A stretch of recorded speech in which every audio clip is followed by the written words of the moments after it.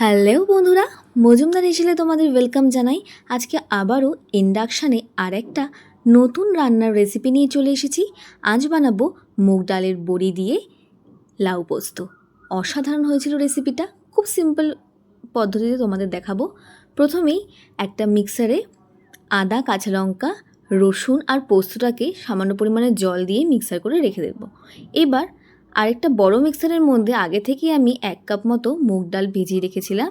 এবার সেই মুগ ডালটা দিয়ে দিলাম, দিয়ে দিচ্ছি আদা, কাঁচা লঙ্কা, রসুন আর ধনে পাতার যে ডাঁটিগুলো হয় পাতা বাদ দিয়ে সেটা দিয়ে দিলাম। দিয়ে জল দিয়ে মিক্সারে ঘুরিয়ে যে ব্যাটারটা তৈরি হলো তার মধ্যে লবণ, হলুদ, পরিমাণ মতন একটু চিকেন মশলা, চালের গুঁড়ো দিয়ে ভালো করে মেখে এইভাবে কিন্তু কড়াইতে তেল দিয়ে তেল গরম হলে এইভাবে বড়ার সাইজ করে দিয়ে দিচ্ছি।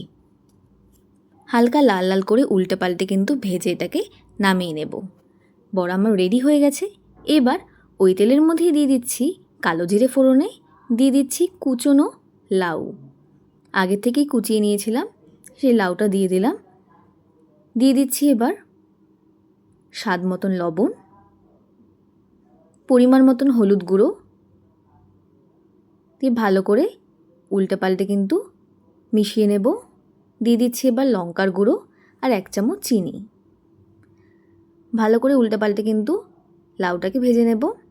এবার দিয়ে দিচ্ছি মিক্সারে আগে থেকেই যে আদা, কাঁচা লঙ্কা, রসুন আর পোস্তটা যে মিক্সার করে রেখে দিয়েছিলাম সেই মশলা বাটাটা দিয়ে দিলাম। দিয়ে ভালো করে আবারও নাড়িয়ে মিশিয়ে নিলাম।